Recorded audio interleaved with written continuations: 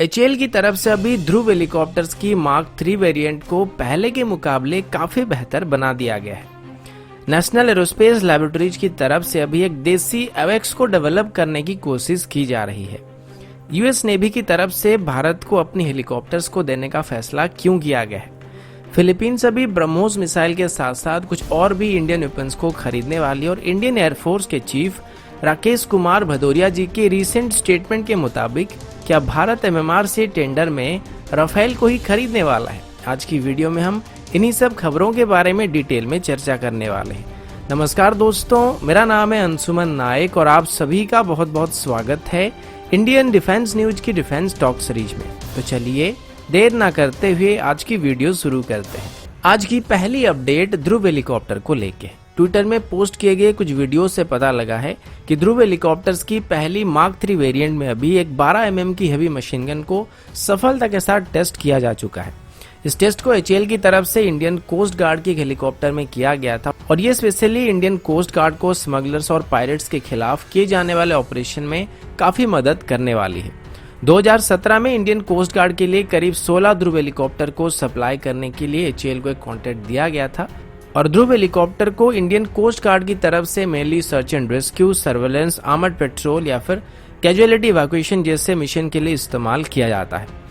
पहली बार इसको 2012 में इंडियन कोस्ट गार्ड में शामिल करना शुरू किया गया था, लेकिन अभी इसकी जो मार्क 3 वेरिएंट की बात की जा रही है ये अपने पुराने वेरिएंट के मुकाबले काफी कैपेबल है और इसमें हैवी ड्यूटी नेवल ऑपरेशन को करने के लिए भी सभी प्रकार के सिस्टम दिए गए हैं। अगला अपडेट भारत की स्वदेशी एवेक्स को लेके है। इसको लेके कुछ डिफेंस साइट में एक आर्टिकल आया था जिसमें ये बताया जा रहा है कि नाल की तरफ से अभी एक होम ग्रोन सिविल एयरक्राफ्ट को डेवलप करने की कोशिश की जा रही है जिसका नाम शायद NCA-90 रखा जाएगा।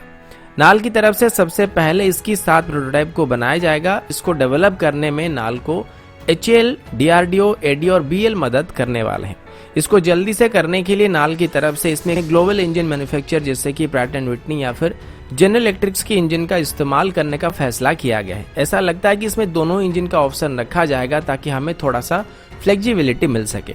इसमें अभी L&T, महिंद्रा, इन्फोसिस और SCL जैसे कंपनी भी नेशनल एरोस्पेस लैब को मदद करने के ऑफर कर रहे हैं। इस तरीके की जो एयरक्राफ्ट बनने वाले हैं वो इंडियन एयरफोर्स के एवेक्स की बेस एयरक्राफ्ट के तौर पर लिए जा सकते हैं। आप सबको पता होगा कि अभी हमारे पास जो एवेक्स मौजूद हैं उसमें रशियन या फिर एम्ब्रर की एयरक्राफ्ट का इस्तेमाल किया जाता है।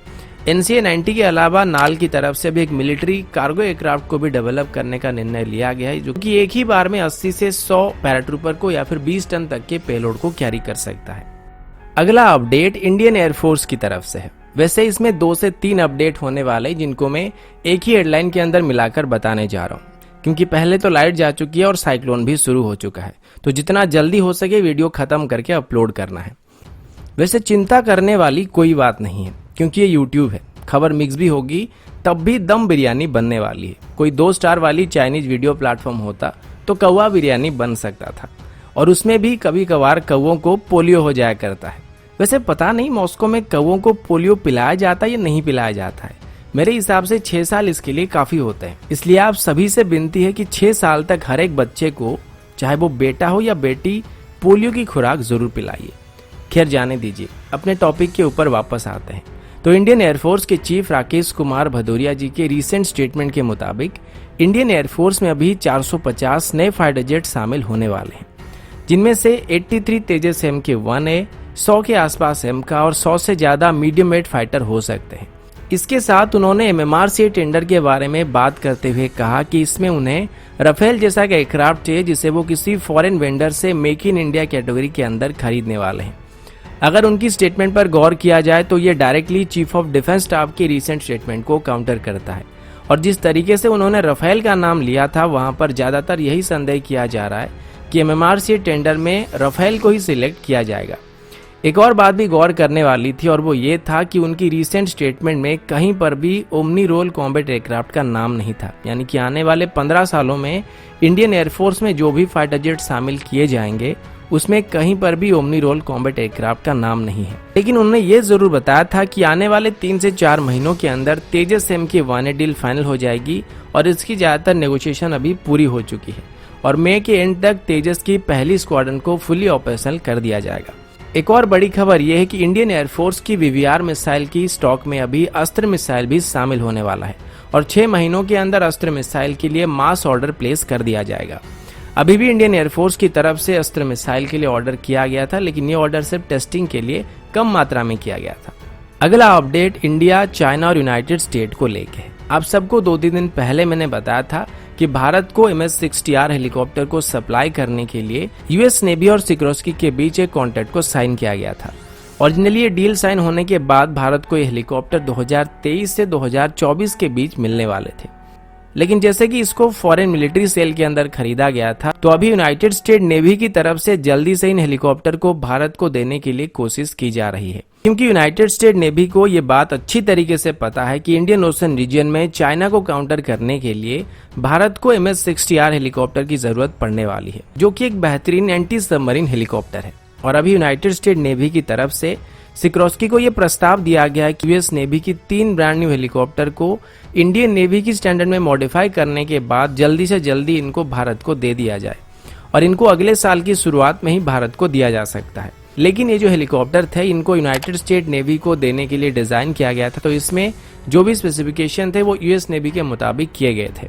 तो भारत को इसे देने से पहले इसकी सैटेलाइट डाटा लिंक सिस्टम को इंडियन सिस्टम के साथ रिप्लेस करना पड़ेगा, क्योंकि जाहिर सी बात है कि अगर भारत इसे खरीदता है या फिर ऑपरेट करता है तो अपने शिप्स और सैटेलाइट से कनेक्टेड रहने के लिए इंडियन सिस्टम की जरूरत पड़ने वाली है। बाकी अगर रडार, सोनार या फिर वेपन सिस्टम की बात करें तो ये सभी यूएस नेवी के स्टैंडर्ड की ही रहने वाली है, जैसे कि इसकी multi mode radar, active dipping sonar, hellfire missile और MK-54 टॉर्पीडो, ये सभी यूएस नेवी की स्टैंडर्ड की ही होने वाली है। वैसे देखा जाए तो अभी भारत को जिन हेलीकॉप्टर को दिया जाएगा ये पूरी तरीके से हमारे नहीं है और इनको बाद में रिप्लेस कर दिया जाएगा और उसके बाद ये हेलीकॉप्टर वापस यूएस नेवी के पास चले जाएंगे। अगला अपडेट ब्रह्मोस मिसाइल को लेके है। फिलीपींस के लिए जो भारत के एम्बेसडर हैं, उन्होंने अभी अपने रीसेंट इंटरव्यू के दौरान बताया है कि भारत और फिलीपींस के बीच अभी ब्रह्मोस मिसाइल की एक्सपोर्ट को लेकर बातचीत किया जा रहा है। ये डिस्कशन काफी आगे बढ़ चुकी है और ब्रह्मोस मिसाइल की जो प्राइस है उसको लेकर अभी नेगोशिएशन किया जा रहा है, लेकिन अभी ट्रैवलिंग पॉसिबल नहीं हो पा रही, जिस वजह से ये डील आगे नहीं बढ़ रही है। जैसे ही ट्रैवलिंग शुरू होगा, इस डील को आगे बढ़ाने के लिए बातचीत किया जाएगा। सिर्फ ब्रह्मोस मिसाइल ही नहीं बल्कि और भी कई सारे वेपन्स को एक्सपोर्ट करने को लेकर बातचीत किया जा रहा है। भारत की तरफ से भी फिलीपींस को $100 मिलियन की लाइन ऑफ क्रेडिट को भी ऑफर किया गया, लेकिन फिलीपींस की तरफ से अभी इसे खरीदने के लिए और भी कई सारे फाइनेंशियल ऑप्शन की तलाश किया जा रहा है। फिलीपींस मेनली ब्रह्मोस मिसाइल की लैंड बेस्ड सिस्टम को खरीदने वाला है, साथ ही वो अभी भारत से बुलेट प्रूफ जैकेट और आर्मर्ड प्लेट, जिनको आर्मर्ड व्हीकल में इस्तेमाल किया जाता है, और PP जैसे इक्विपमेंट को इम्पोर्ट कर रहा है। तो दोस्तों अभी के लिए इतना ही, मिलता हूँ आपसे अगले वीडियो में, तब तक के लिए जय हिंद, वंदे मातरम।